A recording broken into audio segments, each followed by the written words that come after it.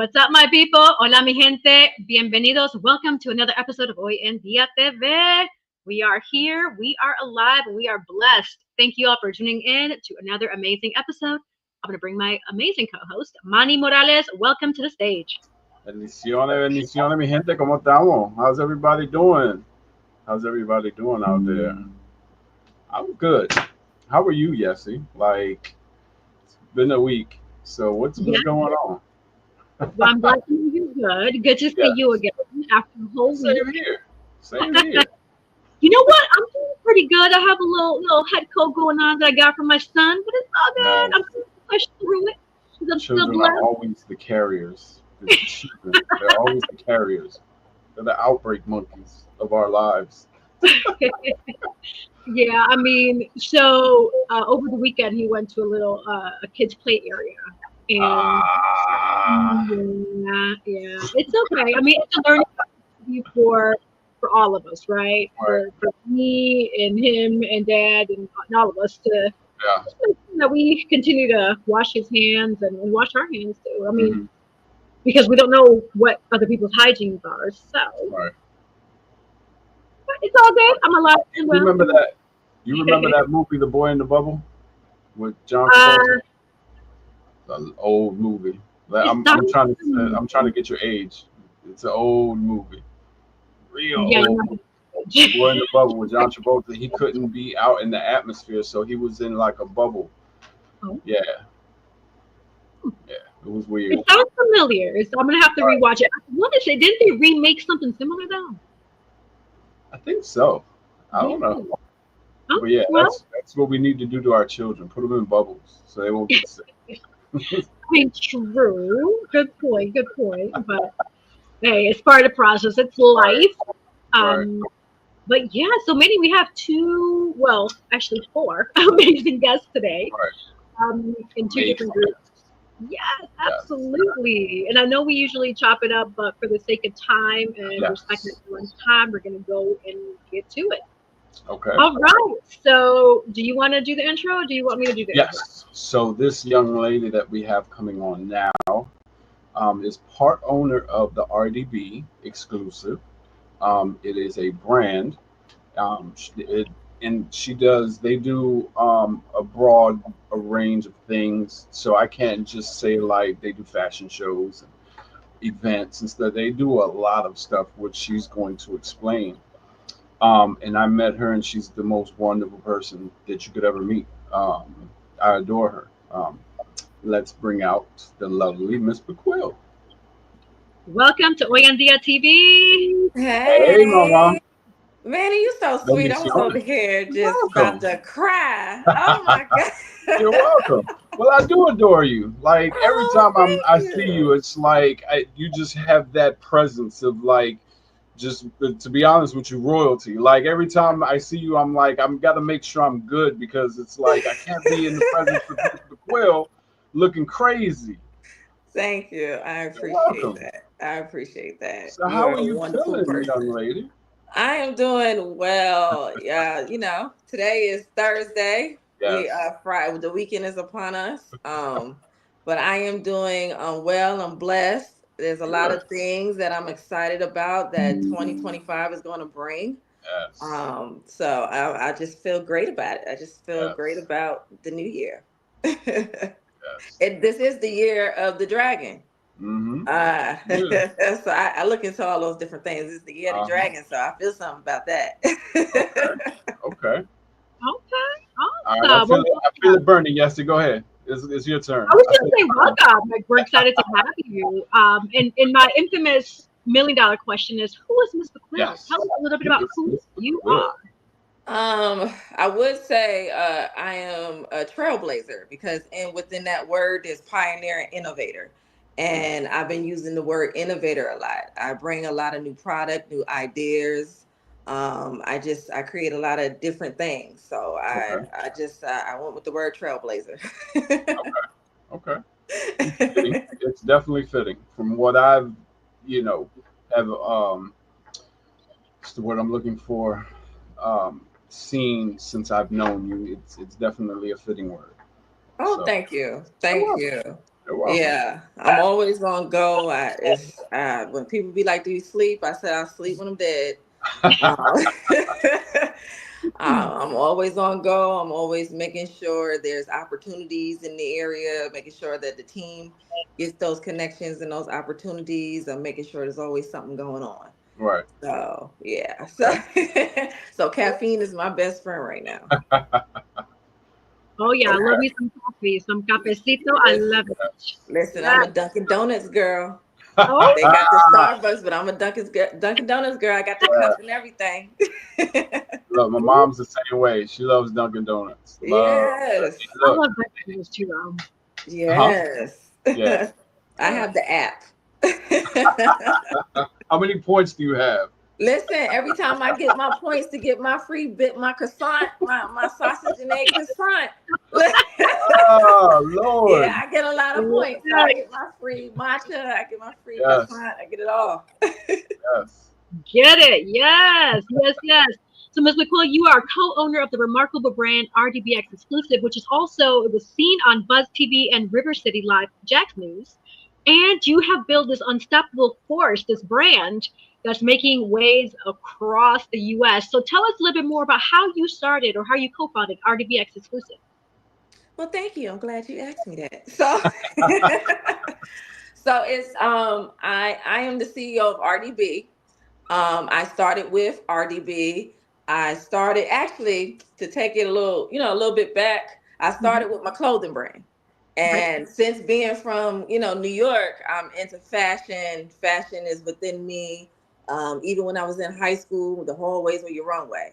You had the newest thing on, and back in the day, we used to lay our outfits out on the bed and get excited to stunt on the hallways of school because to let everybody see our outfits. So, Right. Mhm.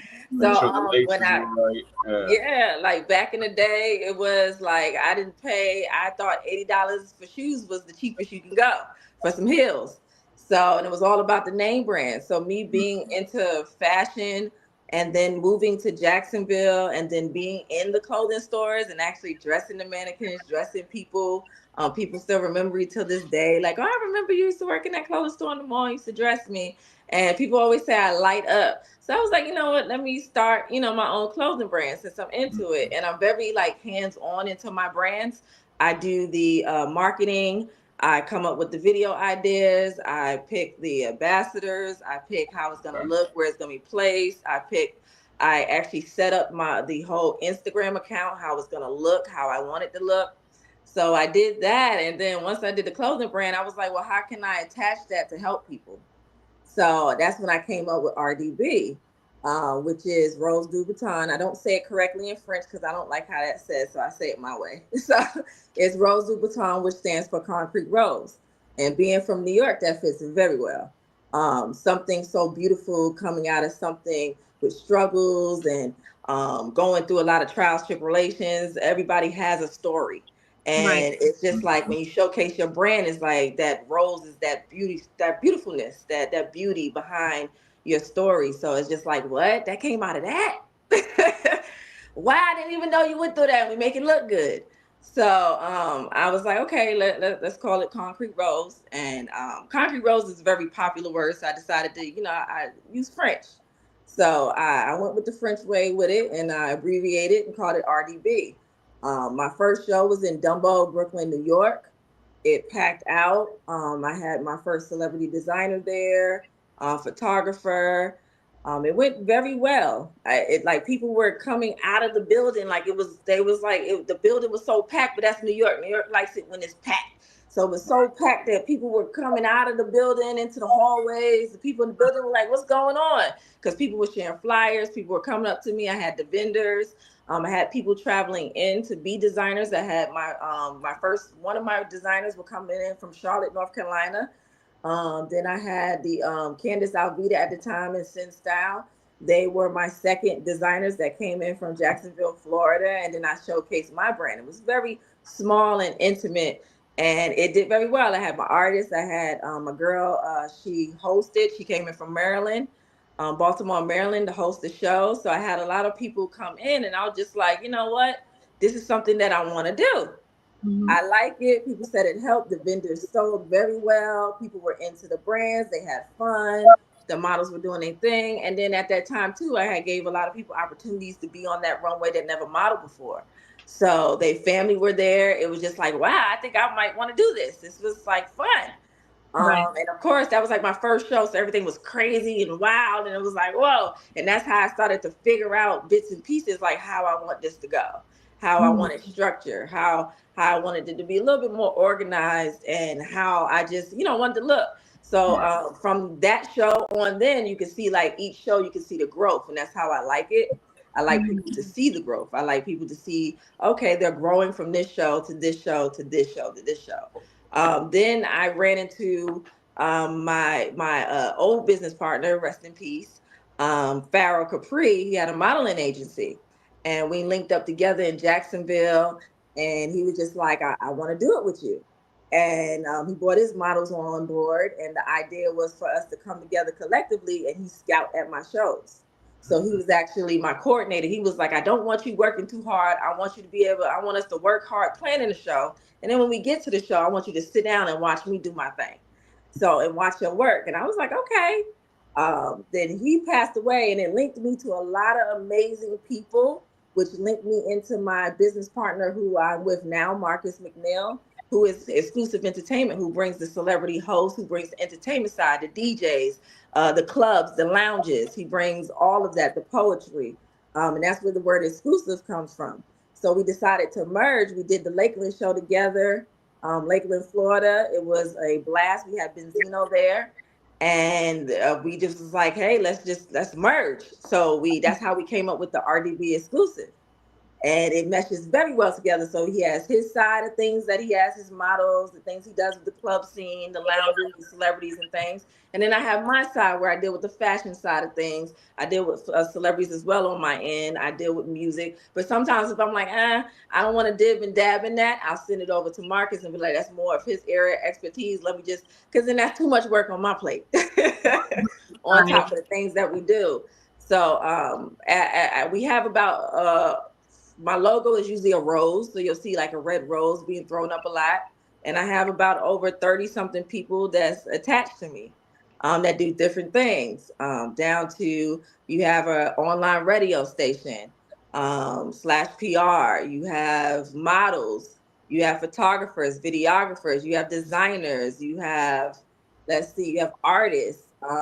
You have other fashion show producers. It's just like you have real estate agent. We just took on a real estate agent. So we have like a plethora of just people. And I just give them opportunities, networking, and I'm kind of doing my own little Black Wall Street thing to where we stay amongst each other, and the things that we need from each other, we can just grab here. You don't need to go outside the circle. Everything is Right. right here. And that's how you keep money in each other's pockets, and that's how you grow. So Smart. it's yeah. I So I do told you she's amazing. yeah. She is Yeah, a great. lot of things that you see on the accounts. I'm very hands-on with the Right. music, with the promotions, which is just a lot. And I'm very hands-on with a lot of people, designers, brands. I go behind the scenes with them, and I'll coach them. I'll guide them into the direction that I want to see them in and that they want to see themselves in. Because I have this vision. I see what you can become before you can see it. Mm-hmm. So I sit down with you. I talk to you about your brand. If you're a model, I can sit down with you and actually talk to you about your image yourself. So I do a lot of image building as well. In that I kind of do, like, just to say, I just do a lot. I do a lot. And my work shows. I really don't try to talk about it too much, but it shows within the people on the team. The Right. more successful, the more connections and things I get, that shows that I'm doing what I'm supposed to be doing. Wow. Yes. Your resume is definitely amazing. So my next follow up question is, how is work life balance? Like, how do you make time for just to chill for a little bit, or even do you even make time to chill and spend time with family? Yes, I do. I'll schedule because meetings and things that I do have, I make schedules for it. Okay. So when people say, when are you available? I kind of give them a set time and things when I'm available. And then Mm. family come into play with that as well. So if I can't really do something, I'll tend to lean onto my family and be like, hey. And they've been like a strong support system if I have to go out of town and do something, or if I have to go out of town and support a teammate. Right. If I have to do something like where I'm in now, my mom has my daughter. So it's family support, family and friends. That is beautiful. Yes, beautiful. Manny, what questions do you have for her? Because you know me, I could keep asking. I have several, but I'm going to give you the opportunity to ask more questions. So I'm gonna kind of tap into the single mother aspect, because that's kind of we like to encourage single mothers that have dreams like you have, or have their own type of dream, to like not feel like they can't do it. So how do you do it? Because you just mentioned your daughter. So how do you balance your work life, your entrepreneur life, and your daughter? You know, like how does Miss Bequille juggle the life that she lives? So I'm very private. Right. So a lot of people don't know a lot. Mm-hmm. But as I said, family helps out a lot. Mm-hmm. I sit down and I talk with my child. I've been talking with her like an adult since she was a baby, because they're very intelligent. Right. So she's aware of the things that I do. She's very supportive, and of course, I'm very aware of what she wants to do. So she was at my first fashion show. That was like the only fashion show that I let her be at, because I really like to keep her away from a lot of it until she gets a little bit older. And she loved it, and she was helping everybody. Right. I usually, I have like a calendar. I have the things that, she wants to do. I put my mommy hat on and I give her her time that she needs. And then after I give her her time, then that's when the balance comes in. And then Okay. she's squared away, because kids nowadays, she's getting older. They like electronics.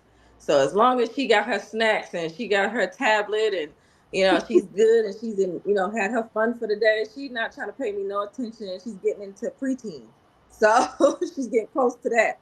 So I usually just make sure that I give her her time that she's needed before I get into things like these fashion shows and things like that.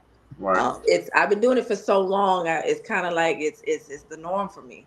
It's Mm-hmm. I automatically, like, it clicks. It's like boom, boom, boom, boom, boom. I can probably have a headset on in one ear, talk to her, handle that going on. So like, in women, we naturally we can multitask, where Yeah. we can think of 50 million things at one time. So being a woman in this aspect is amazing, because it's like you sit back and you're like, oh my God, I did this in one ear, and I was able to get her sandwich, and things like that done with, on that side, and tend to that, and tend to this. So it's just, I think a lot of have to do with being a woman. I And feel like how that. we are masters of I multitasking I has a don't lot know. to I do have with I have it. I have to put that out there. That's sexist, because men can do the same thing. We just can't have babies. That's the only thing that we can't. We can't push a baby out, but we can multitask. I'm representing for the men here. You know what I'm saying?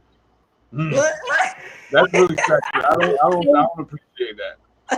Manny, although I see your point, I do see her point as well. A good majority of men do not have the skill to be Okay, able to I multitask. I'll And you go want with to that. I'll definitely go with that.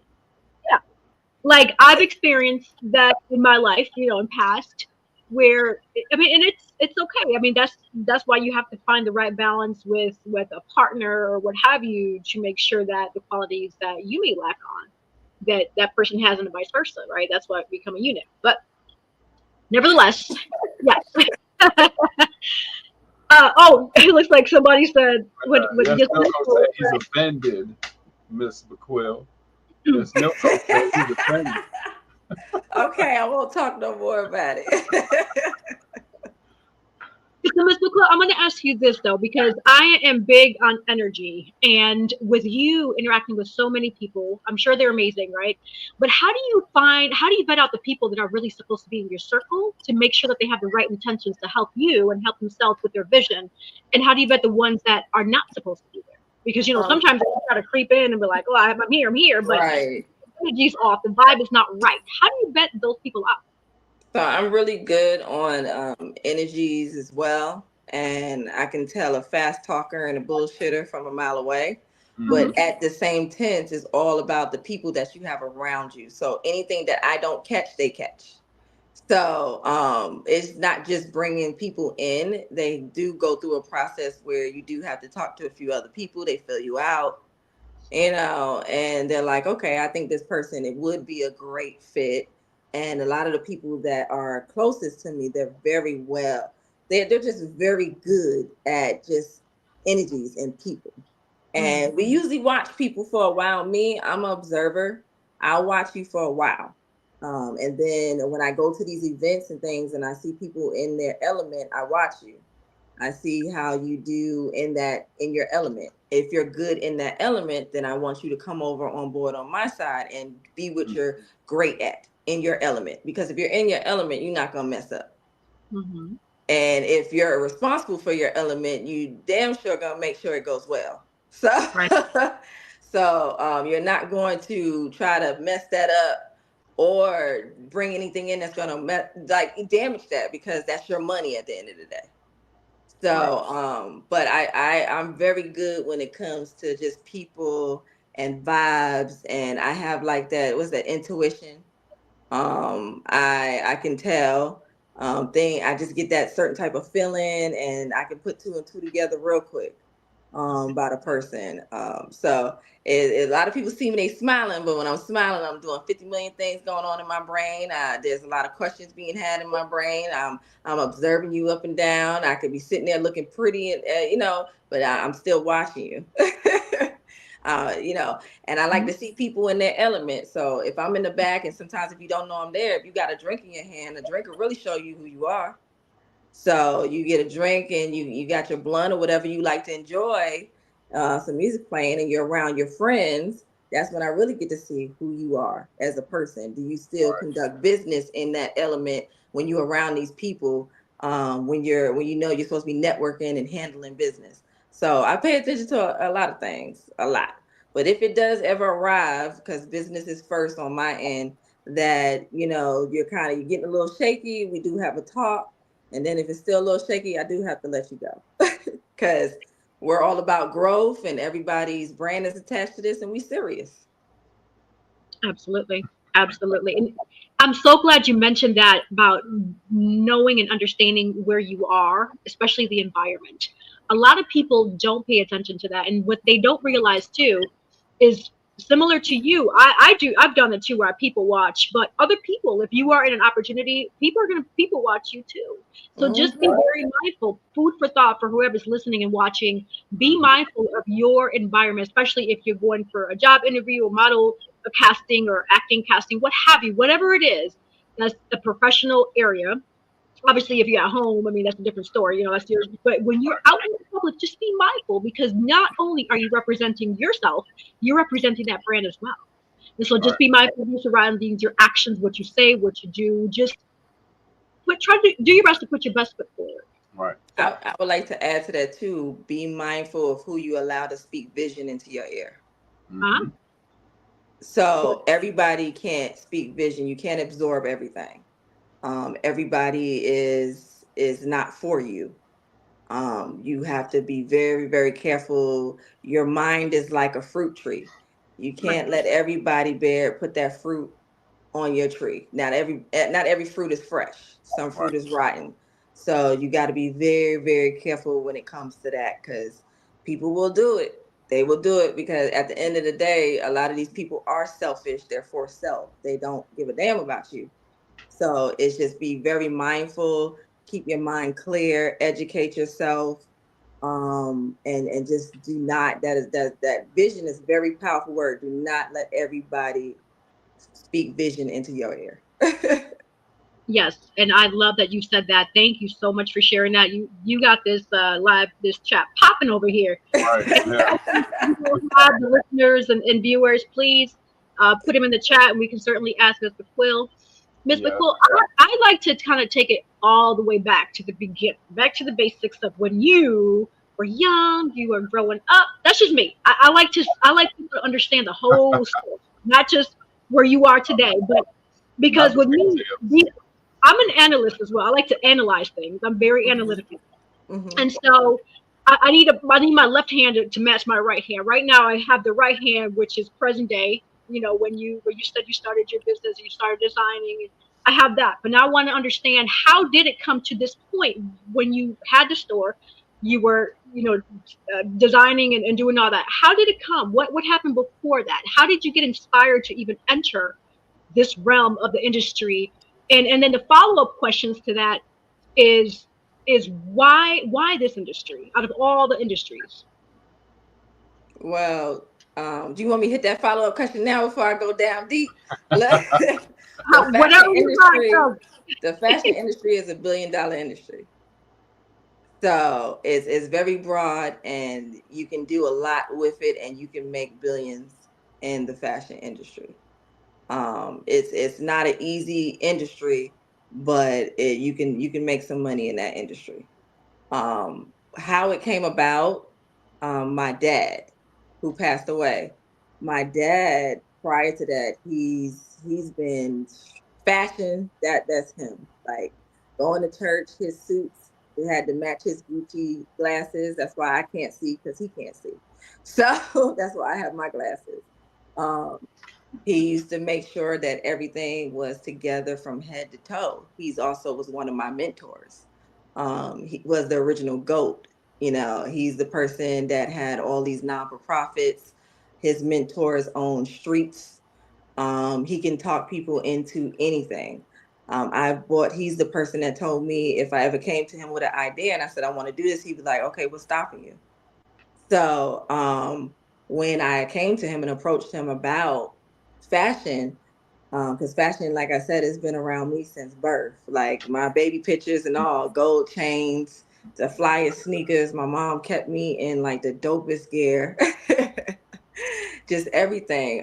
Jewelry since elementary school. Like, why do I have all this jewelry and stuff on? You know, as a kid, I wouldn't do that now to my kid, but it was New York. But like the heart of it is like my dad was into fashion, and that's what I saw growing up. I saw him. I saw how he had to make sure his cologne smelt amazing. He spent lots of money on his cologne, his suits, his outfits. He made sure he was well groomed. He just took very good care of himself, and I was just like, I like that. I like that. He's taught me a lot, a lot, a lot, a lot, and he was my biggest supporter going forward towards the clothing brand, to my fashion show, like everything. So that's where that comes from. That was my motivation. That was the person that was just like, do it. Let's I love go. it. That's great. Yes. And at what point, I know you started RDBX in 2018. At what point before that did you have the epiphany where you said, I could do this? Because with RDBX, like you mentioned when we first started the interview, there's a lot of facets, a lot of different moving parts to it. So at Right. what point did you have the epiphany to say, wow, I can do all this? And the reason why I'm asking that is because, similar to Manny's question earlier with regard to motivation, a lot of people don't, one, have motivation to even start anything, but two, they don't know their purpose or don't understand how to find that purpose, and it comes to everyone in a different way. So at what point did you realize, wow, you had that epiphany, like, I could do this? So I'm gonna let you in on a little secret. God gave me a vision. Mm-hmm. I woke up one day. I don't even know, when I was driving, I had a complete vision, and I don't even know how I got home. It was like as clear as day, like a movie screen. Told me, laid it out, showed me the whole brand and how I'm supposed to go about this. So right now I'm just being obedient. And while I'm being obedient to something that I love to do. So when you see me talk about it or do it, you see my heart, you see me light up because I love it. He showed me what it was going to become. So it was like I saw it before I even got here. And then it was like, to me, I'm a creative. So once I get that vision in my head, boom, boom, I started writing down, coming up with the different names, coming up. And I did that in a few, probably like in 2 hours. Came up with the name and everything. Me personally, I motivate myself. I can, if I ever feel like I am slipping, I do have some solid people who I can call and like in 5 minutes can get me back like that. But most of the time I am self-motivated. I wake up and I'm like, ooh, I feel motivated today. And that's when the page will be booming. There'll be some new music on there. I'll start like, calling up some new connections and just making things happen. I've always just known people. So the fact that I can just take that, the fact that I know people and I can use that to help others that may not be connected to those type of people, and I can bridge that gap. That was just something I just mainly just like helping people. I genuinely like everybody on the team. I'm about like just improving them and just helping them. And this is just a great way that I can just help everybody, just help people in general. The right people, not everybody, Right. because I'm very particular. But if you're motivated, you're driven, and you show me that you're putting in that work, and you, of course, you have to put in the work prior to it as well, Right. because I'm not going to sit here and like do everything for you. So I'm just here to just put the plug in the pieces here and there. What you Right. need, what you're lacking in, boom, boom, boom. But like it's not to be cocky or nothing, but I am self motivated. As I love what I do, and as because of that, I want it to grow. It's my baby. That is That's awesome. amazing. Yes, thank you That's so much for awesome. sharing that. Manny, do you have any questions for her? Because I have other questions, but again, It's just amazing listening to this part because I don't really get to hear all of this when we're talking because it's usually just like business and we're talking right. about, what's next, what's next, what's next. So it's like, it's amazing to hear the story behind the amazing person that Miss Bequille is. So I'm just, I'm eating my popcorn, spectating right now. I love it. Yes.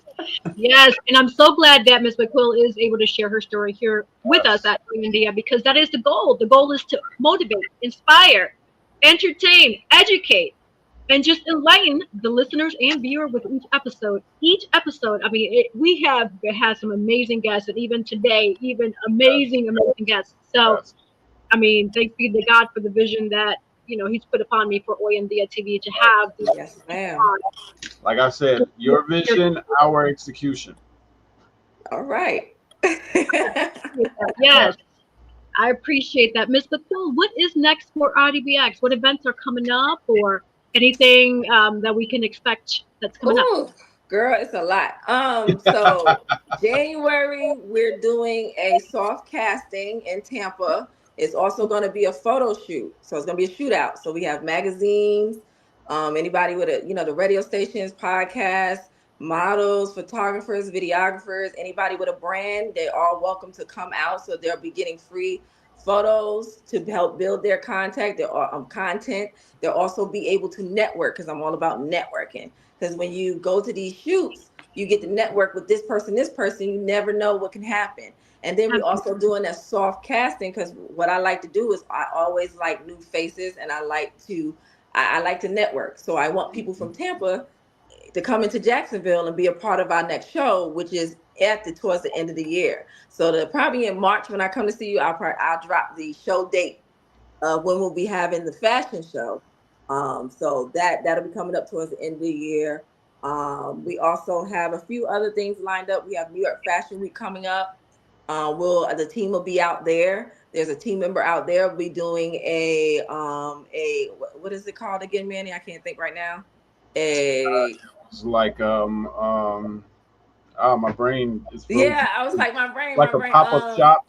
a pop-up Pop-up shop shop. slash networking. Right. So it's a pop-up shop slash networking event, and everybody that each other knows is going to bring them to that event. It's going to be vendors. It's going to be another casting for the show that's coming up. So everything we're doing is going to be for the casting as well for the show that we can bring New Yorkers into Jacksonville for next year's show.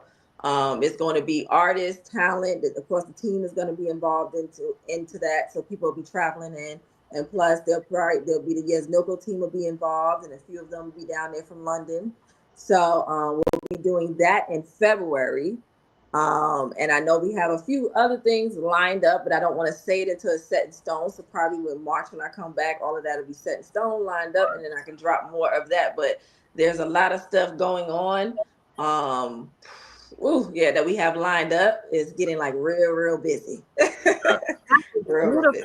Getting Yes, busy. I love Definitely it. I busy. love it.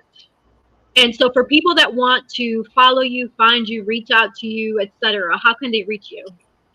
My personal Instagram, you can reach me on ms period Bequille, Miss Bequille, the name that you see on this show today. And then RDB Exclusive is the name on Instagram and Facebook. We have other people that run those pages, so you'll definitely get a response back in the DMs by one of us. But you can also, it's RDB exclusive with the X, not an E. Clusive. So you can definitely follow those pages to keep up with everything that's going on. And if you see one of the team members that's on those accounts, you can also give them a follow too, because you'll be able to keep up what they have going on, because other people on the team are going to other fashion shows and they're doing other things, hosting their own events. So it's always something going on with our group. So, and you're more than welcome to as well to come as a guest to my show, Queen. Thank you. Thank you. I appreciate the invitation. Yes, I'm gonna Yes, definitely check out ma'am. my calendar and see if I can make it out. I appreciate that. Yes, So my ma'am. my last question for you is, overall, with everything you have going on, this amazing journey that you have with RDBX as your brand, what is your ultimate goal? Where do you see RDBX going in the future? Well, I see RDBX going in the future is having major sponsors. So that way we can display our talent on a bigger platform. So all the things that I'm holding back, I can actually show you guys. I'm waiting for that. So once that opportunity happens, that'll be great. I'm waiting for us to expand so that it's not just, uh, let's just put you as you see what Essence is doing. I'm going for that. Okay. That type of vibes. So fashion show over here, artists over here, vendors over here, still bringing in opportunities and people could come and enjoy themselves. So that's the goal, to get as big as that. And we sit it in one state, one city, one state, and it happens. And if we decide to happen multiple times a year, that'll be great as well as branch off into other different things. Have a studio to where everybody can come and do photo shoots, and there's offices where you can actually come there and actually meet us on scheduled time. So I plan on the brand growing as big as that as well. And I plan on the brand getting as big as hitting up some A-listers popping up just randomly at the shows. We get celebrities that come, of course, but to get like some big celebrities that can take it to the next level, I really look forward to that. Or just saying, hey, I just want to go to the show without us even Mhm. having to say nothing. They just want to come. So Right. I'm hoping it can grow as big as that too, as well. And it's a lot. I want to happen a lot. Like if I can get back into opening up a clothing brand as well through this, I would love to have my own clothing store, and placed inside of a mall or just outside of the mall. So I look forward to seeing, like, every year it just gets better, it gets greater, and I get more ideas, just Right. more seeping in here and there.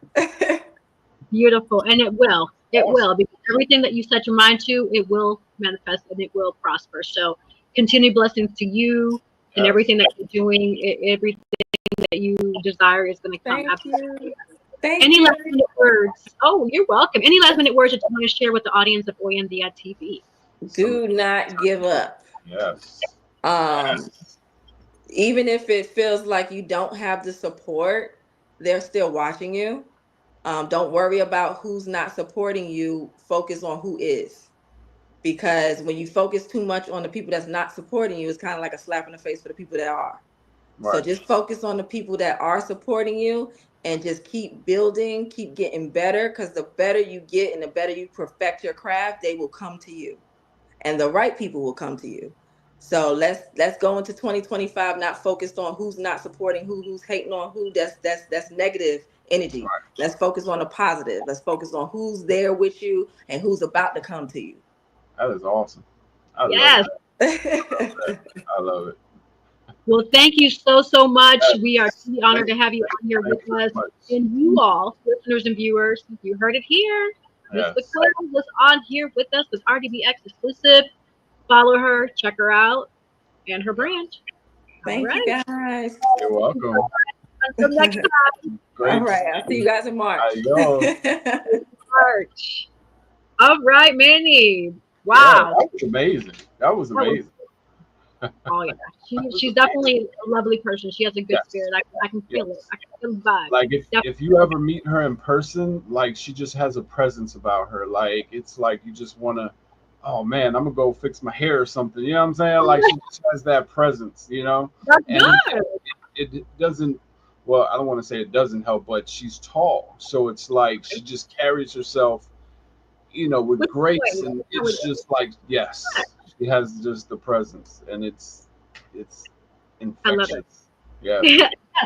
Well, that's good because it sounds like in meeting her, it's motivating somebody to want to put Yeah. a pep in their step and want Mhm. to put their best foot forward. Which, honestly, every day that people wake up, they should want to do that. They should want to have this version of them investing in themselves, right? Whether it be working out, eating right, like Ms. Bequille was saying, putting positivity and bringing the right people in your circle and releasing the not so right people. That's Exactly. a way for you all to help yourselves.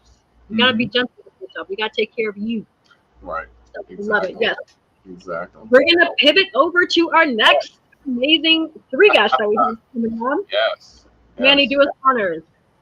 Okay, so I met this gentleman, Carlos the filmmaker. He is a filmmaker. He does videography, cinnamon. Yeah, I messed that word completely up. But he's an amazing person as well. I did some extra scenes with him. Um, and he has been on Tubi for quite a while with his Soulhood Saga. Okay. And he just did a premiere for his latest film, Future Soul, which was amazing, by the way. By the way, I was in it as an extra, just to let everybody know. Oh, Anyway, okay. yes, this is the one that I was an extra in. So I would like to introduce Carlos the filmmaker. Wonderful. Welcome to the stage, Carlos. Once he stops buffering. There you go. Hey, Okay, what's up, I'm in the bro? game. Okay, what's going on? What is going on? What is going Not on? too much, man. How's it going? Man, I'm good. I mean, I'm great. Been taking it one day at a time. Yes, sir. Hey, that's all you can do, man. Let's take one day at a time. You can't live beyond that. You know, That's it. we're not meant to live beyond that mean. So Absolutely. Thank you so much for being on yeah. here with us with Oyendia TV. I know you brought two guests with you, but before we bring them on, we're gonna talk to you just for just a few moments to get to know who is Carlos, Mr. Smith. Who are you? All right. So I am a filmmaker, basically the writer, director, editor, cinematographer. I know you're trying to get that Yeah, word. that's the word. Yeah, that was the word. Cinematographer. Yeah, it took me a while to get to that too. But I'm pretty much a filmmaker / videographer. I've been doing this for 18 years. Ooh. Based in Jacksonville, Florida, and just film is just something I love doing. And I'm just here to share my visions, my stories, and also give people opportunities to be a part of something good as well. So that's Right. just a quick assessment of what I do, of who I am, and hoping to continue to connect with people. That's awesome. That's Amazing. 18 years. That's a long time. Crazy. Yeah. How did you get your start in this industry? You know what's crazy? I actually, I dialed it back way back in high school, like my senior year in high school. I bought a camera on my 18th birthday just to learn how to make videos and whatnot. And I just started making videos at school, and that was something I always wanted to do. I've always wanted to make movies because of watching movies. I've always wanted to make my own. But yeah, I bought a camera on my 18th birthday, started shooting videos with my friends. And then when I went to college, I just was doing the same thing. I kept upgrading the camera and I kept, learning the craft a little bit more. And then I had a friend of mine, which really made me start taking it seriously. Mm-hmm. I had a friend of mine named Uncle Reese. He's an artist, really cool person. He literally showed up at my house with a camera, bought me a camera. And that's when I really started like trying to learn how to make bigger movies. Bigger videos, and then that's why I turned into doing my short films and feature films from that point on. That's amazing. Somebody that believed in you so much and bought you a camera like that. That he's seen the skill that you have and just the amazing vision that you portray in your videos. That is amazing. Oh yeah, I blow my mind to this day, man. I'm truly Yeah. thank God for that as well, man. So I'm just truly thankful for it all. So That is beautiful. I love hearing those stories, especially people that believe in you and that they want to see you progress, so they make that investment, just like that individual did Yes. for you. So that is truly Yes. remarkable. And so, how do you get your inspiration or your vision to be able to produce, direct, write, etc., execute your vision? Like, what's the motivation behind your stories? um, that's a great question. Number one, but the biggest motivation is just to be just because I see it as a way to express myself because I do get misunderstood at times. Okay. So film has always been my way to express any point that I may have in my life, regardless if it's a dark time of my life or a happy place in my life. That's where it stems from the end of the day is my personal stories that I've gone through. And I just take those as motivations to be able to, just talk to people about it visually in this case. And I also see it as a way to connect with people and ultimately showing people that, you're not the only one going through life, you know what I mean? So I use film as a form of expression to just to kind of show another side of me in a sense. So, That's amazing. oh yeah, so that's what really motivates me to tell the stories. That's a bit of free therapy as well, because It like is. when you put it all on film, it's like you're getting it out, and it's just out there for people to see, and like you're saying, you help people as well, letting them know that hey, you're not alone, like you just said. Mm-hmm. That's dope. I love it. That Appreciate is you. so. And so recently you had, well, not recently, it looks like a while, right? You had a movie that come out, Soul Hood Saga. Yeah, Soul Hood Saga.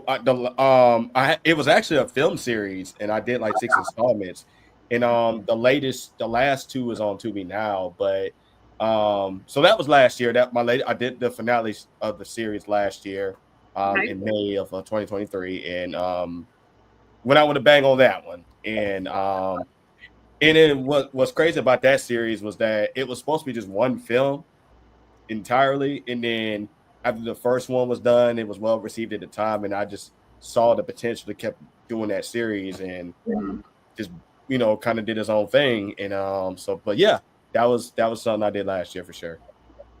Amazing. Is it still available on Tubi for people to watch if they're interested?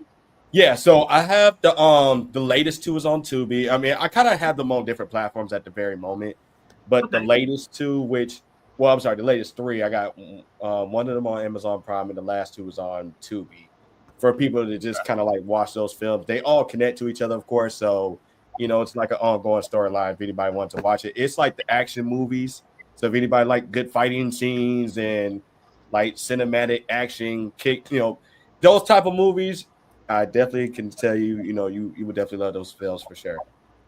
That is awesome. Yes, I'm definitely gonna have to check that out. And Yes, recently you released The Future Soul. absolutely. So So, that's an interesting title. What is The Future Soul about? I'm curious to hear this oh one. yeah, thank you so much. So, the Future Soul follows a dude named Andre Jackson, and he essentially is like the hero. He's like a person everybody looks up to. He's basically like a positive image in the city kind of thing. And then his past get exposed.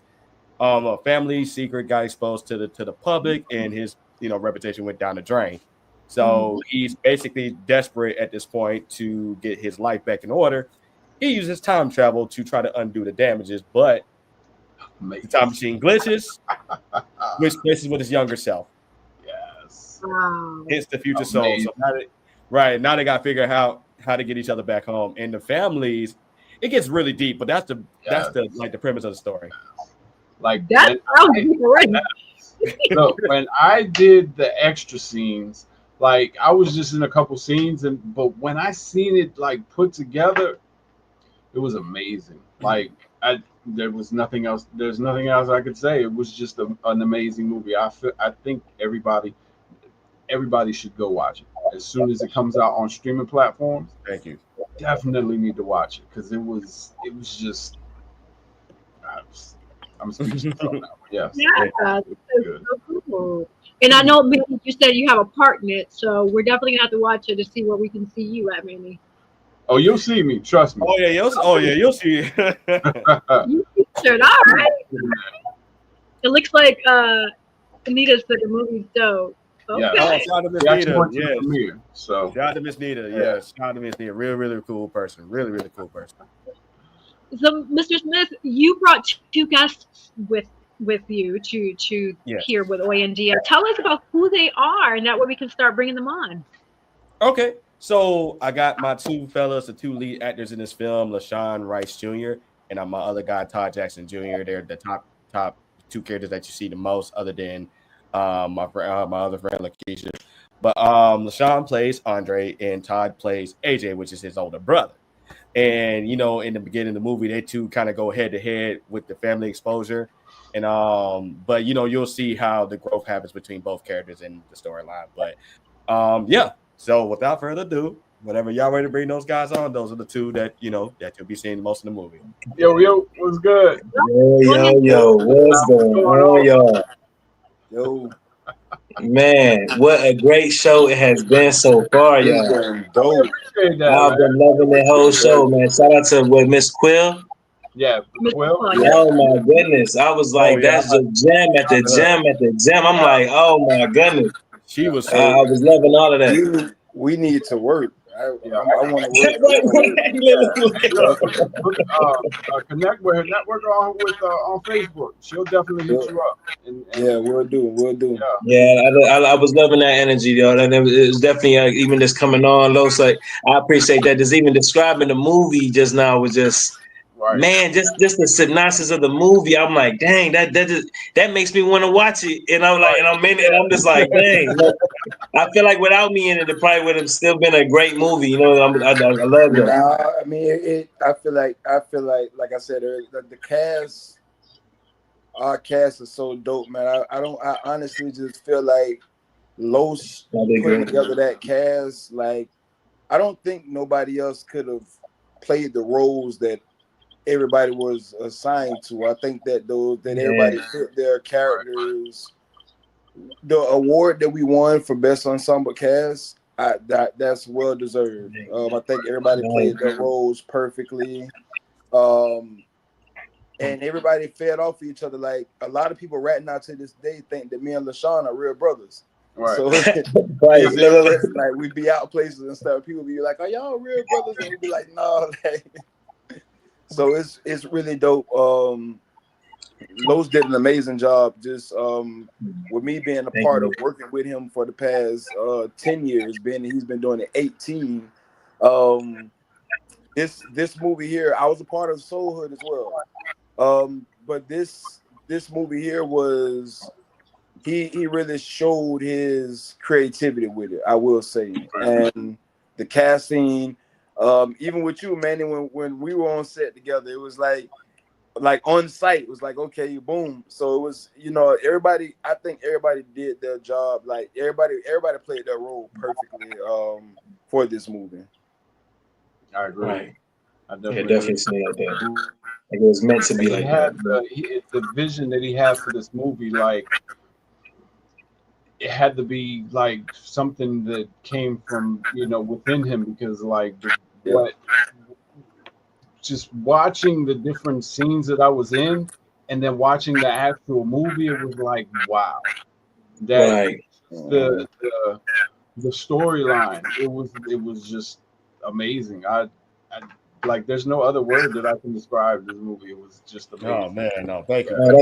That's love, Manny. That's what's up, man. Appreciate it. I can't say love about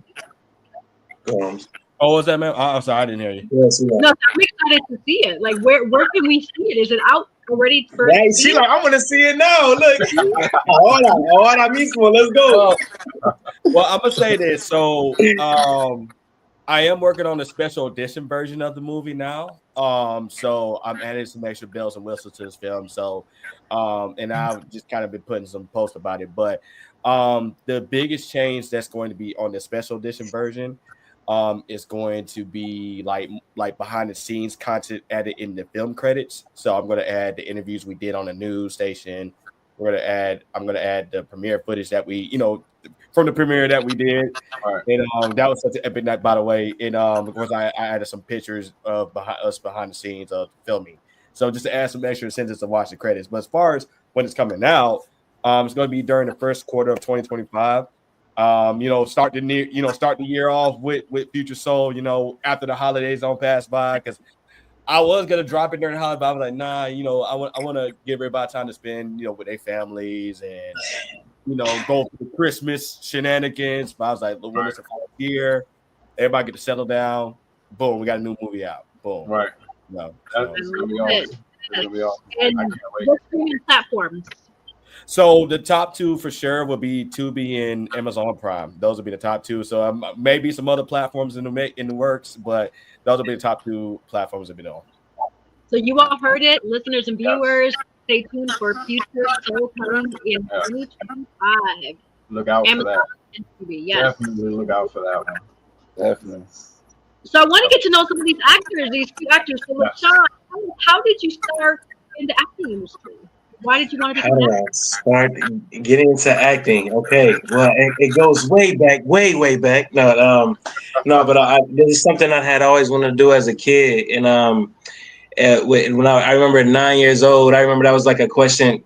That was a question I was asking, like, what do you want to be when you get older? And then I'm looking at Jim Carrey. He's playing Liar Liar on the screen. I'm looking up. I'm like, I could do that. Like, I'm a kid though, something. He just having fun on the screen, and not even thinking that it would even lead to now, because of like, I started a family young. I had joined the service. I was in the Navy for 10 years. I've been doing things even outside of that, and I'm just like, man, to do this now, it seems completely 180. So what ended up getting me to actually doing it, I'm on my way out of the service. I'm taking my kids back, home to the mom, and I'm asking them, like, what do they want to do when they get older? And they ask it right back to me. So I tell them I want to be an actor, and they said, like, well, why didn't you do it? And I'm like, do I tell my kids that life just kind of be lifing right now? I'm like, nah. So I was like, but it felt like time slowed down. Like I had to tell them something. I just told them, like, Dad just didn't do it yet. I did all these things, like, I just didn't do it yet. Like, that's like the next thing on the list type thing. So that alone kind of just threw a lot of fuel to this dream I had as a kid. That is like, it's kind of funny for myself in a way to look at it, because I'm like, man, I'm doing it for real. Like, I'm in just from taking the classes just to say I have it on my record. It's like I have, but then there's something in me where it's like, dang, you feel like you found your thing. You know what I mean? Like, and that's something after already feeling like you done lived a couple lives already. I feel like you've done more than a lot of people already. And it's like, man, I'm still growing into the next, I guess, chapter of myself. You know what I mean? Like, it's just wow how life evolves like that. And I'm this guy from Cleveland, Ohio, coming up here, like, becoming a part of Los's first sci-fi film. That's history. In Jacksonville, which is the first Hollywood. Mind blowing. I'm learning all these things as I'm mastering the craft. I'm like, man, it's all the love that come with, all the history that come with it, all the community, all the culture. And I'm like, it's really dope. It's really amazing just to be a part of that. So I guess it started just from a childhood dream. So there goes Jesse. Okay, all right, that's great. Thanks for sharing that. And I heard, as a fellow actor, I heard the key word that you said, you took classes, or you take classes, which is very important, because similar how people have education to either get a degree, get a corporate job, etc., you are also investing in your career as an actor, which is, I salute you. That's very, very important. And so with that, what do you have to do to get into the mindset of being able to project or portray or get into the character when you are playing in a role in a character? Like, what do you do? How do you turn yourself into whichever character you're portraying? I would say it's definitely a lot of repetition is definitely one. Just, you got to make sure you know your lines, what you're saying, right? Know the environment that you're in, and really putting yourself in there. I feel like I'm about to paraphrase, but there's a guy named Meisner. All right, well, he's a famous guy in acting, and he's saying like it's really like your true self under imaginary circumstances. So it's really you still, but your name just so happens to be, in this case, Andre, and I'm a millionaire billionaire who invented time travel. How dope is that? And I'm like, how would I be if I was? I could only imagine. And I'm like, and you allow yourself just to be that. And I would say that even just for other roles, you gotta like even if it's things that you may not have like experienced it, because a lot of times you can kind of tap into certain moments and memories of your life. But that's why we have all the other wonderful people that we get to meet. You get to come across people who have experienced those things and learn from them and speak with them, because just because like I haven't gotten shot and I pray I don't, but I don't want to, you know what I mean? I can just ask them, how did that? Okay, that hurt. Okay, yep, I got you. I believe you. Like I don't have to go. Some things you don't have to go through, but you could kind of just learn from people and how to and get what they felt from those things, right? And that's what you're really trying to get. You're trying to portray those feelings, get people to really feel like they are witnessing it in reality themselves, right? You want them to really be there. So I guess the more that you feel it for yourself, I would hope that the audience or whoever's watching it would feel it as well. So I would say that's the key, is really putting yourself in those places and just understand, okay, if my name is like for a woman, if my name is Sarah, then well, this role I'm playing Michelle. Okay, let me be Michelle. You know what I mean? Like, if I'm Jake, then right now I'm John. Okay, what am I doing? I'm a football player now. Never yeah. I hope you. Okay, you got that role coming up. That's why you got time to practice, prepare, start. You better pick up a football, learn how to throw that thing, right?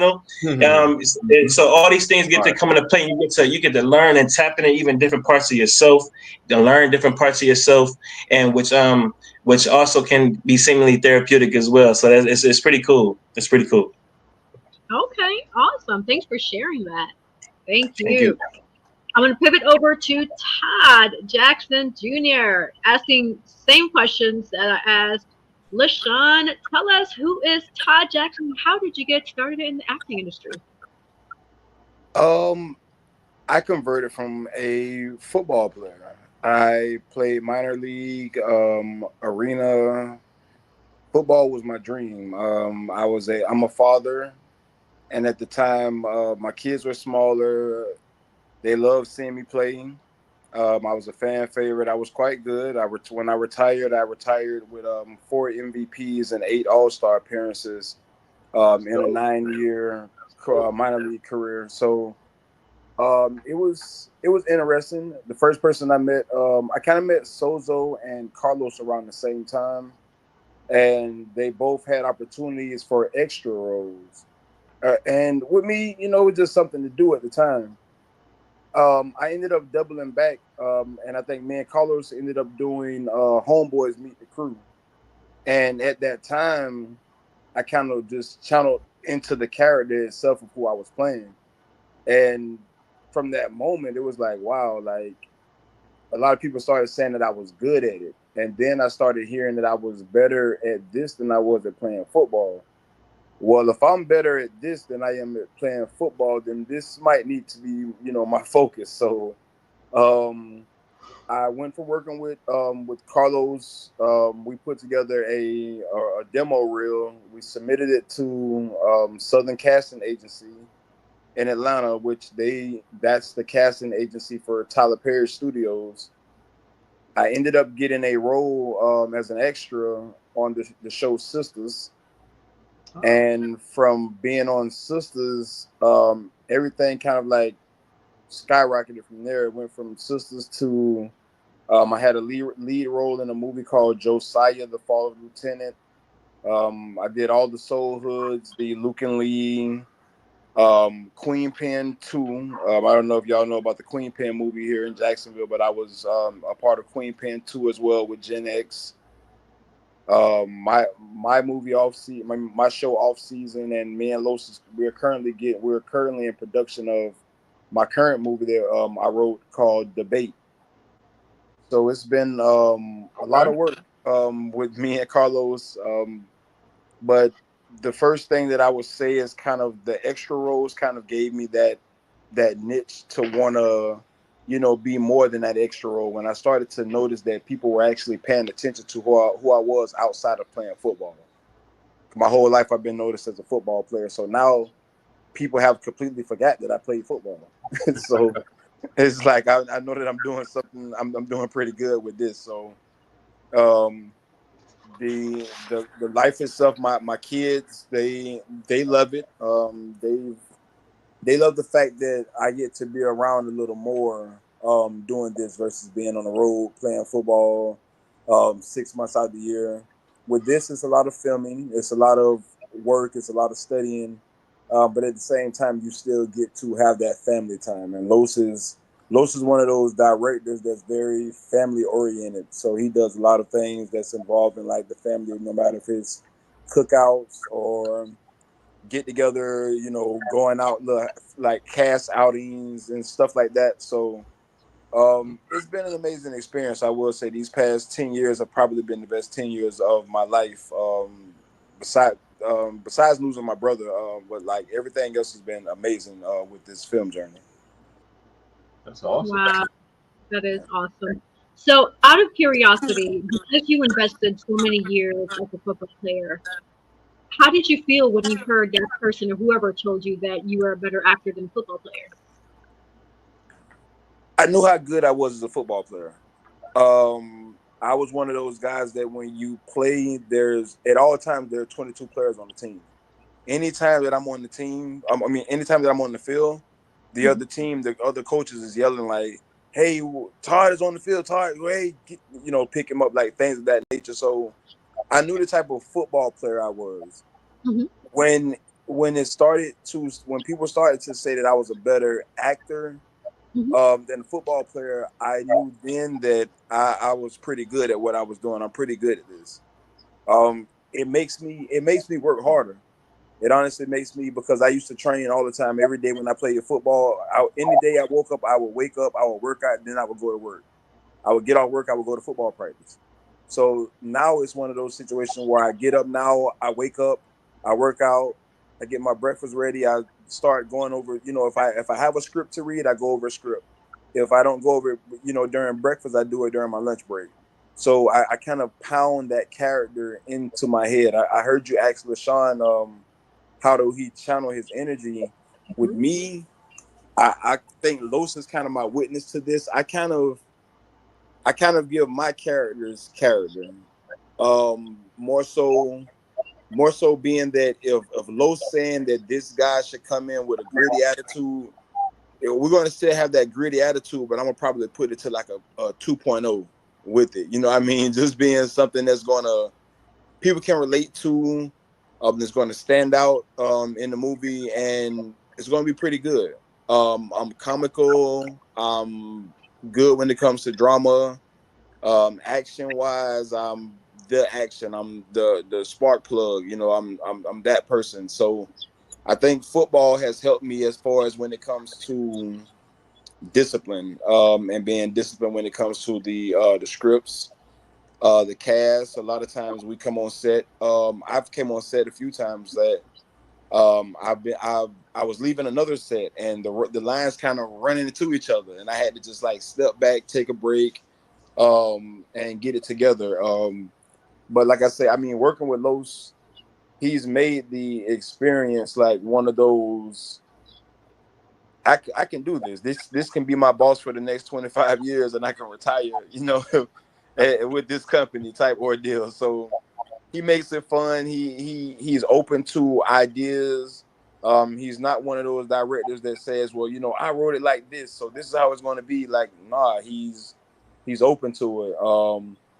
LaShawn, with this being LaShawn's first movie, I was completely impressed. If I had to give somebody, the Rookie of the Year award, I would give it to him. I think that he did an amazing job. Being that this was his first. This was actually me and his first lead role where the movie is, with me and him guiding the whole movie. But as far as like him, this was like his first movie, his first time being on television, his first time being on a big screen. He did an amazing job. Giovanni, she did an amazing job. Kiki, Lakeisha, Angel, you know, the cast themselves, even Angel's husband, he played Leonard. He played a character in there as well. Like, I think everybody did an amazing job. I was more so impressed by, like I say, by LaShawn, and even more so by Lakeisha and Giovanni, because the roles that they had to play, the audience had to feel their characters in order to feel the movie itself. Right. They were like that. They were like the heart that was that was inside the body, like the battery in the car. Mm-hmm. You know, and you know, then we were the body parts and things of that nature. So like, I was really impressed. Awesome. Okay, thanks for sharing that. Carlos, I'm going to go back to you. Cool, then. So with all these amazing characters and casts that Todd just shared with us, what was your vetting process to make sure that you found the right people for the right roles? You know what? The cool thing about casting in general, like, I usually know on the spot if I'm going to add them in a movie. I know on the spot. Like, so let's just say, and I always try to give people like a fair shot. Like, I do like in-person casting calls and I do virtual casting calls. So I just to make sure everybody has a chance. So I'm very mindful of the fact, you know, sometimes you can't make it to the casting call. Sometimes you may have to work that day. You know what I mean? I want to make sure everybody gets a fair chance. But usually once I'm sold on somebody, like once I see them audition, I'm like, yeah, that's it. Like LaShawn, for example, the moment he auditioned, I already knew he was Andre. Like, and that was one of the most biggest roles in the film. Like, that was like, at least 30 plus people auditioned for Andre, like at least. Really? And the moment LaShawn did it, I was like, yeah, that's Andre all day. Like, like I was so like, you know, same thing with Todd. Like Todd, and even with Todd, I said, look, I think I reached out to Todd because when I wrote AJ, Todd was the first person I thought of when I wrote that role. And I reached out to him and let him know, hey, I have a role that you might fit in. You still got audition, but you might fit this role. So I'm just letting you know. And then, you know, same with Giovanni and Kiki and Angel, like the family characters per se, like, you know, I was already locked in with them. And it's like, yeah, they're definitely, that's them. So usually I just know offhand. Now, I do have instances where there are some people there's like 2-3 people that did a phenomenal job on an audition for one character, and that's usually when it gets tough, and I have to watch these auditions over and over and over just to make it a sound decision at that point. But usually I know offhand whoever goes up and they get the role. Okay, wow, that's great.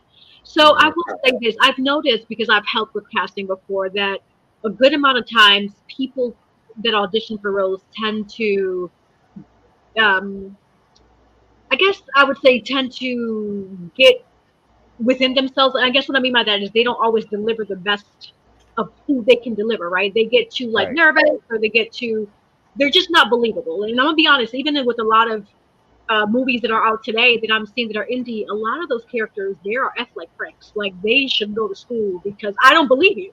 And I'm watching. So what would be the word of advice that you would give to those actors that may want to audition for you in a future production, a future opportunity? What words of encouragement or advice would you give them to make sure that they don't really, you know, that they deliver the best foot and not hold themselves back, I guess I would say. And that's a great question. You know, I try to make it clear that, you know, I understand that it can get intimidating at times, you know, when you come audition, and I get it, but I always try to let people know that I'm very easy to talk to. I'm not, you know, I try to make it as comfortable as possible in the sense where, well, not necessarily like that. Well, I'll say in the sense where it's like people feel like, you know, I want the environment to be a positive environment, because I don't want people to feel nervous and because you can shoot your own shot, you can shoot yourself down the foot like that. You know what I mean? You can shoot yourself in the foot. But so I do encourage people to just like, and what I personally do, I post the casting call information at least a month ahead of time, because at that point, I want to give people enough time to prepare for the casting call. So you know, I'd say, hey, y'all got a month, y'all got a couple of weeks, so and so. So you know exactly what time that you need to get ready. I give people opportunity to ask me questions too. Like, so if you got questions, like let's just say, hey, what do I need to do? What do I need to bring? Like, I'm open for questioning. So if you got questions to ask, just ask me now before the casting call, so you know exactly what you need to do to be ready for it. And because I've had, you know, there's instances where, you know, there's people that audition and they like kind of got, you could tell they were nervous. You could tell that they was like, you know what I mean? Like it happens, you know, like some people can crack under pressure, you know what I mean? It can happen. I've even had even like even down to the kids, you know. So even there's kids to auditions too, obviously. And I remember one time a girl started crying on auditions because she was just that nervous, you know what I mean? And yeah, so it's just like, you know, it can get intimidating. But I do encourage people to just ask as many questions as you need to ask. Like at least for me, you know, if you have questions, just ask away. I ain't gonna bite or nothing like that. I will literally sit down and say, hey, and you know, Manny, I think you've seen me go live a few times here and there to talk about the casting call. So I like to go live at times and be like, hey, this is Q&A. This is like, hey, any question you ask me, ask away. And I just keep people updated. And I just try to have a welcoming presence for everybody to be there. So they won't be as nervous, but you can only control as much as you can. So, you know, that's what I would encourage everybody to do. Just ask questions and just trying to know as much as you can before the day comes. Okay, awesome. Thanks for sharing that. Manny, That's you know it. me, I'm hogging up all the questions. Hey, What go for it. questions do you Go have? for it.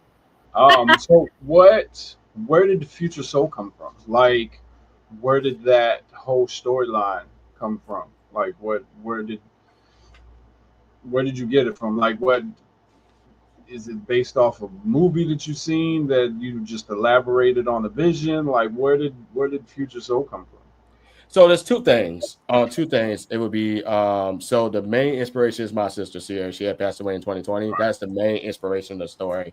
Okay. And I've always wanted to do like a time travel story too. That was like one of my favorite things to Okay. in film. So I was like, because when my sister left, I already knew I was gonna do a film someday to honor her in a sense, in a way.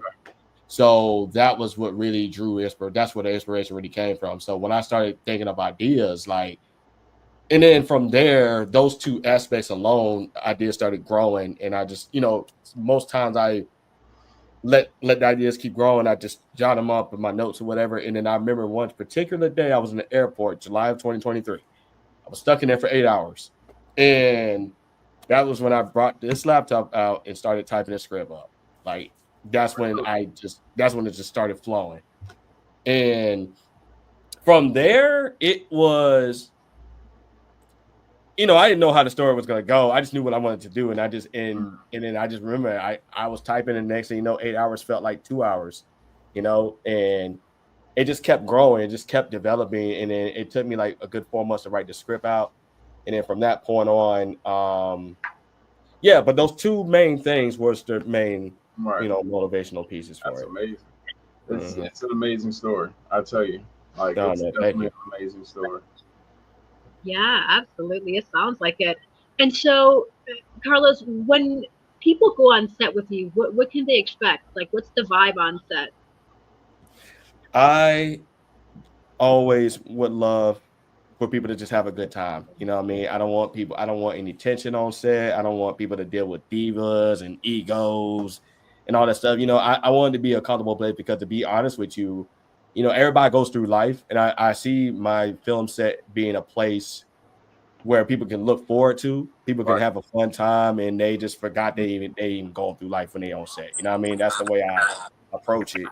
And you know, and I'm very, and you know, people, anyone that's been around me know I'm very, very easy to talk to. I'm very open. I'm very like welcoming, have a welcoming presence to everybody. So it just makes it a fun place to be at. Like, especially when we shoot the big scenes, like, you know, for example, you know, when we did, like, for example, the Hollywood scene that we did. Well, man, you That was was there. fun. Yeah, you was Yeah, there. The that was Hollywood.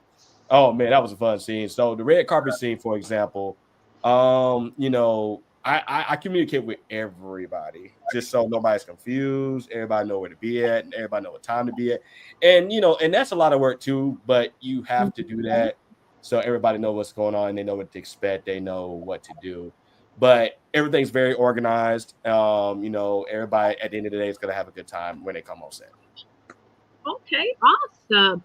As a screenwriter and producing these great movies, what would you say would be some of your pet peeves of coming on set, and what would you want people to work on if they have these pet peeves?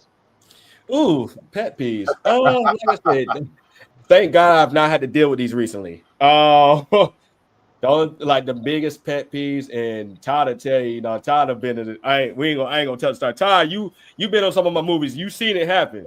But I my know. pet peeve is dealing with egotistic people. Like, it's a pet peeve to me because it just makes it difficult for everybody on set. You know what I mean? It really does. And it's like, and of course, me being the head of set, I have to be calm at all times. That's just how I approach. I have to be calm and, still respectful at the end of the day. And then I got to talk to this person on a whole nother day kind of thing. But I don't like, that's a pet peeve. I don't like it when one person makes it hostile for everybody else. That's when I just like be ready to uppercut somebody. But, you know what I mean?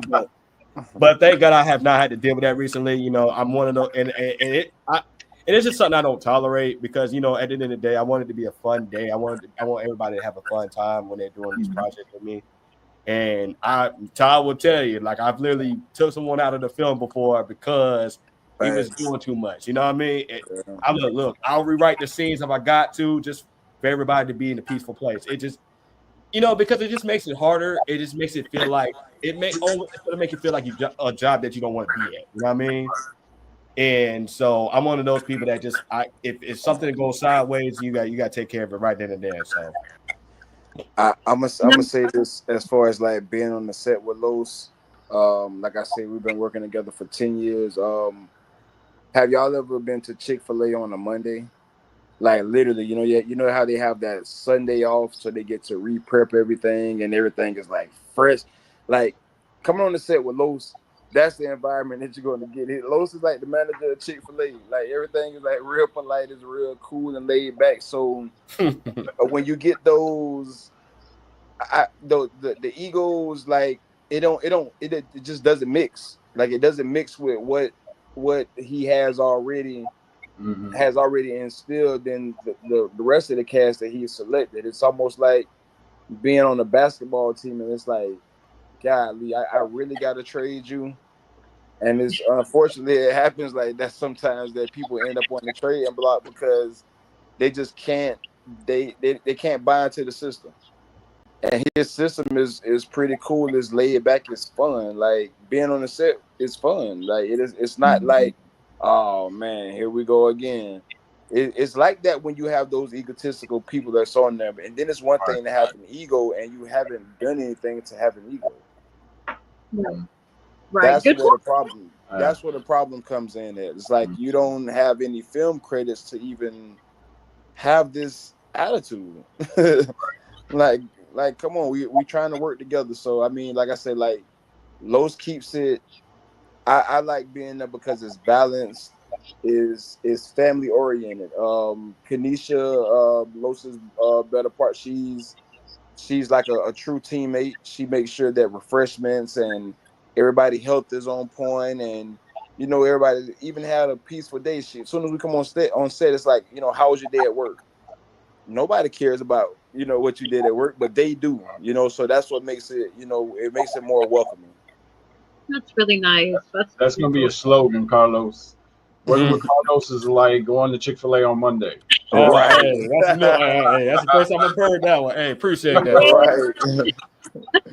Right. That's so you ever reach in the box? You ever order 10 wings and reach in there and you got 11? Yeah. Yeah, that's like being on set with Louis. You're that 11th chicken wing, Carlos. Yeah.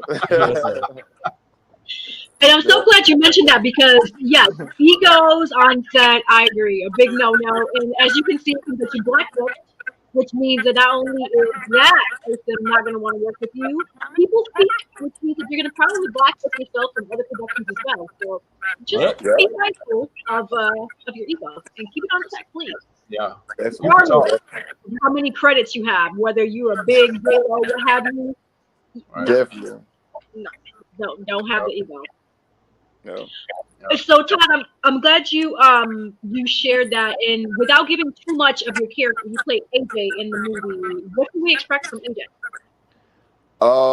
AJ is your typical male. I'm not even going to say black or white male. I'll say he's your typical young, male, 25, mid 30s, going through that. I'm trying to get by in life. I don't have a kid yet. I'm trying to purchase my first car. I'm still, learning from my parents. Me and my brother have a close relationship. Me, my brother, and my sister, we have a close relationship. Um, AJ is fiery. He doesn't. He's that brother that's going to stand up. For Andre. Andre is the one that kind of try to tones things down. And AJ's like, nah, like we're going to do it like this. Come on, So, he's also a real family oriented guy. He's a protector. Um, he's a business guy. He's a businessman. I'm not gonna give too much of the movie, but he's a businessman as well. You're going to see AJ in 3 different lanes, and it's kind of the 3 different lanes that all men face in life, and it's based on choices. Some choices that you make can lead you to success. Some choices that you make can, lead you behind bars or, worse, maybe dead or, things of that nature. So he's an example of making the choices. You run into a lot of choices and you need to, decide on what you're going to do. And if you don't, this is an example of what could happen. Cool. Okay. I definitely felt that in your character when I watched the premiere. Yeah. Awesome. LaShawn, what can we expect from Andre? We can't hear you, brother. Yeah, turn your mic. Yeah. There you go. They got the right. They have me. It was like that boy talking. No, but Andre, what you could expect from Andre is a man who a man who feel like he may have reached his highest of heights after have already going through. I would think there's something that had once shackled him, seeing a new face in life, and for it to just is really taken from him at a sudden moment. So, and we all go through things in life where it seems like it's like, man, I just had everything, things were finally going one way, and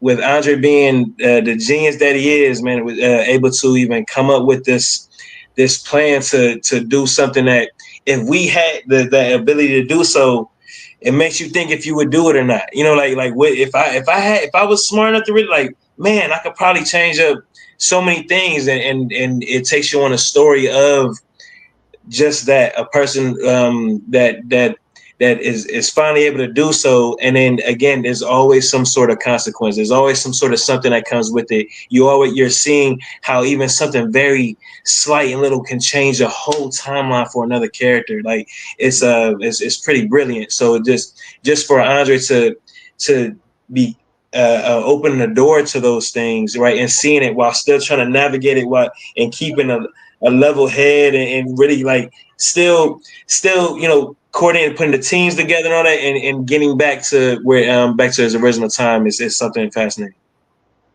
Okay, awesome. Yes. Yes. So before we transition to words, Manny, did you have any other questions, follow-up questions? Because I know we're gonna have Carlos back on in December. So yeah. Mm-hmm. No, Okay. I just admire all of y'all, man. Like I appreciate working with y'all. Hopefully I can work with y'all again in the actual role instead of just the extra. But it's God's plan. So whatever God has in store for us is what we're gonna do. But just being a part of that cast, whether it was just the extra role, it was just amazing. Just the story was amazing, and it like you said, all the cast members, they all just fit. You know what I'm saying? It was just when I watched the movie, I was like, oh yeah, they all fit together. You know what I'm saying? Even with the turmoil that you had with I forgot the character's name, but Angel's husband. like it just fit, you know what I'm saying? And it was just, it made the movie that much more enjoyable when I watched it. Awesome. Yeah. Great. Well, that's yeah. Great idea for time travel and this, and being able to play with that, providing something different than what we've been seeing, especially with like things like Marvel, like, you know, that's the first thing people kind of been seeing lately, right? And then just for it to have its own element to it, it makes it just that much more genius. Like just watching this whole thing and really seeing it all come together is it's really a jump for sure. Right. It's I'm like not gonna going lie, to Chick-fil-A on a Monday. You know what I'm saying? Yeah. I'm Chick-fil-A on a Monday.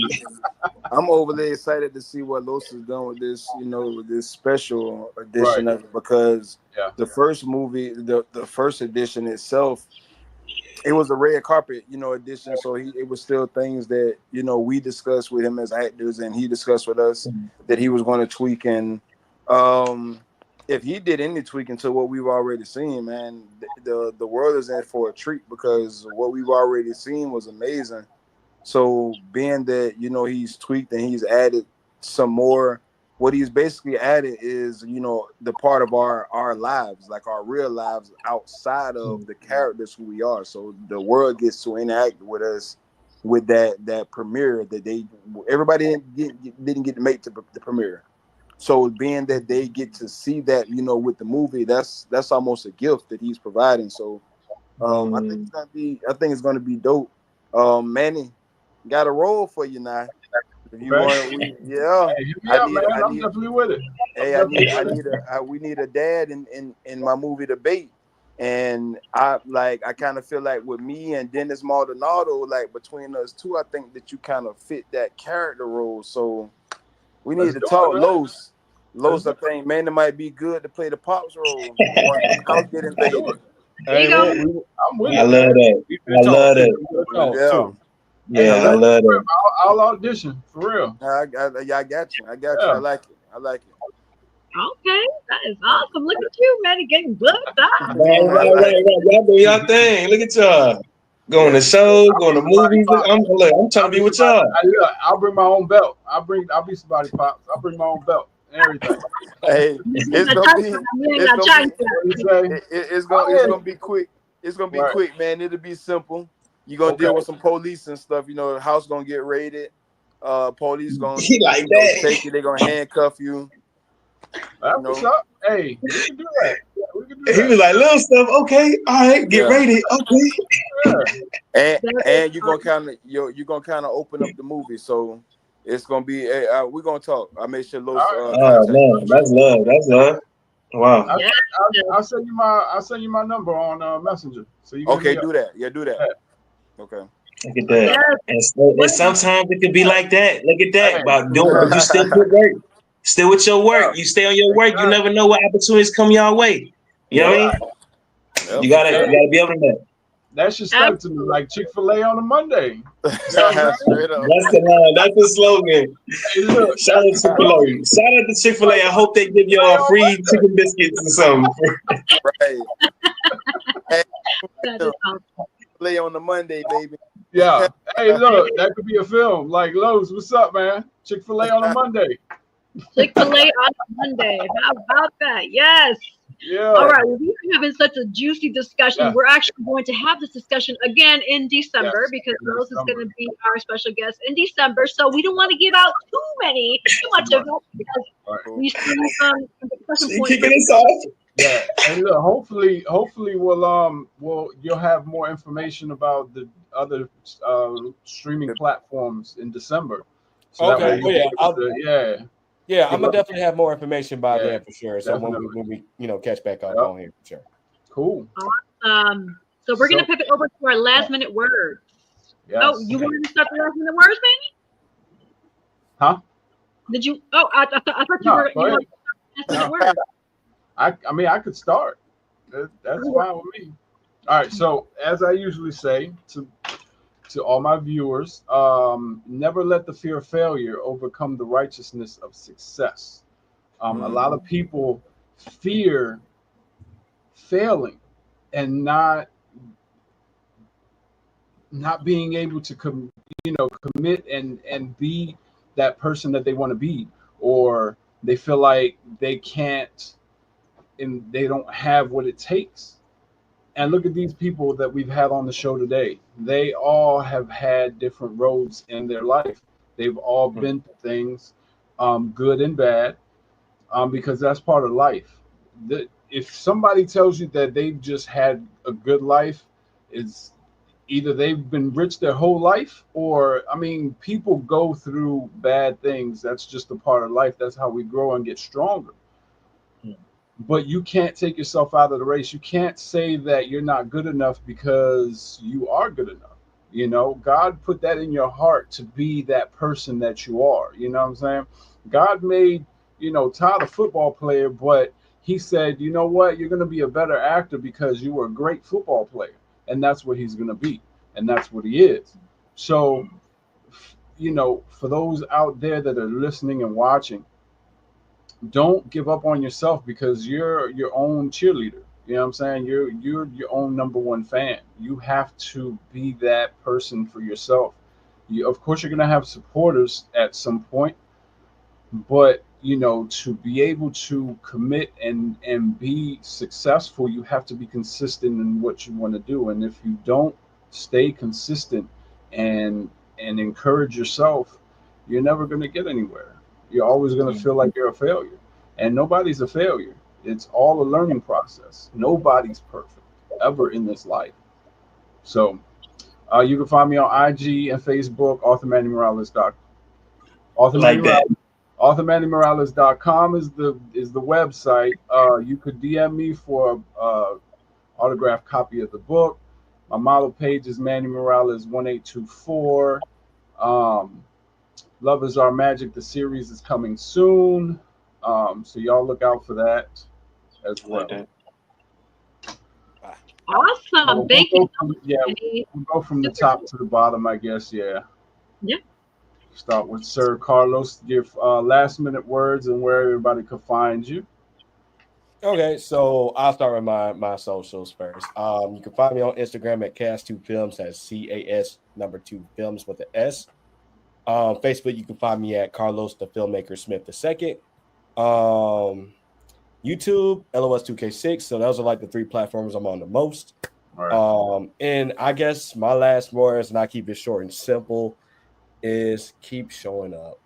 Keep on showing up. Because because the only example I'll say, the reason I say keep showing up, because there's people that has auditioned for my previous films and didn't get a role, and they ended up getting bigger roles in my later films. So keep showing up, because it can happen with anybody. And that's all I got for you guys. So stay encouraged, keep showing up, and that's all I got. All right. All right, Todd, what you got, my man? Y'all can follow me on Instagram at DAREAL Todd Jackson JR. I just added the JR on there, so make sure you add the JR to find me. Also on Facebook, Todd Jackson Jr.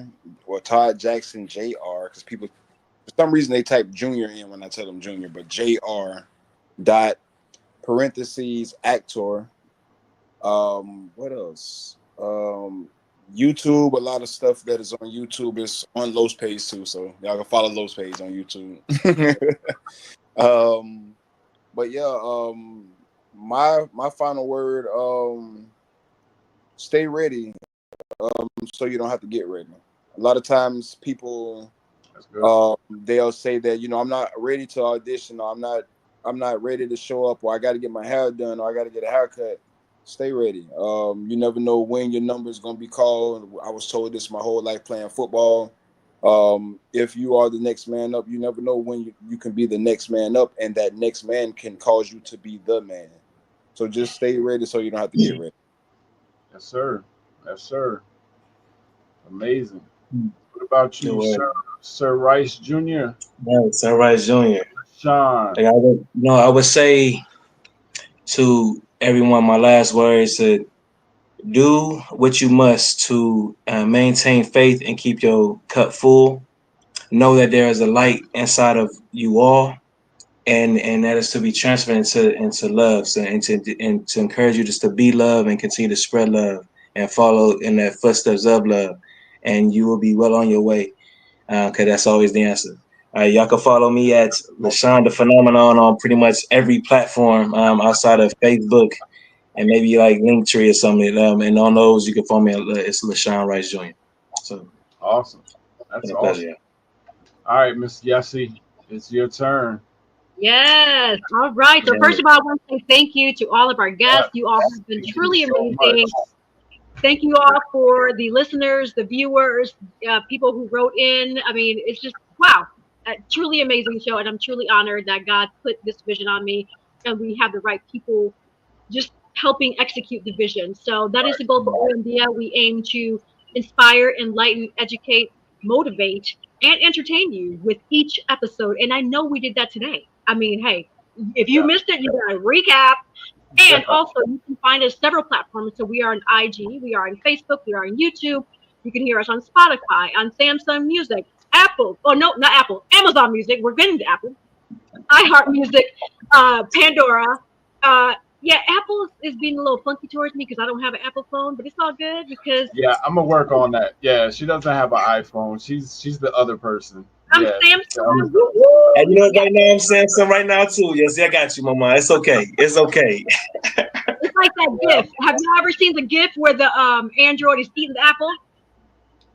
That's what's happening. Where the Apple crushes the Android? Yeah. Yeah, that's no. The apple's this small. We was talking about haters earlier. Okay, like. That part. Also, thank you to sponsors. We have Collective Wear. I'm going to play a quick. So I'm going to say the sponsors. I'm going to play the quick promo that we have here. So shout out to Collective Wear. Sponsored by Collective Wear. Shout out to author Manny Morales. Sponsored by author Manny Morales. Shout out to Divine Beauty and Accessories. Sponsored by Divine Beauty and Accessories.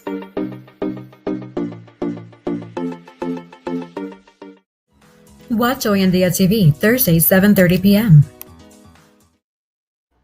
Yes, shout out to all those sponsors, Collective Wear, author Manny Morales, and Divine Beauty and Accessories. And if you want to be a sponsor for Oyandia TV and promote your brand, come on, email us, oyandiatv@gmail.com. I'm going to put it up here, oyandiatv@gmail.com. As you can see, we are on multiple platforms worldwide. People can watch us, people can listen to us, and your brand will definitely be recognized. Also, for those who want to find me, I put in enough work starting at age 11 with my acting career that you can Google me. So Google Yessie Rodriguez. You will find my Facebook, IG, website, yessierodriguez.com, and anything else that you want to know, that's public, of course, of me. Similar to the first guest, I am private as well. I don't share too much, but what I do want you to know, it is available out there for you to see. And yeah, my ending quote, the sky is never the limit because the galaxies, they are endless. Thank you for watching Oyandia TV. Until next time.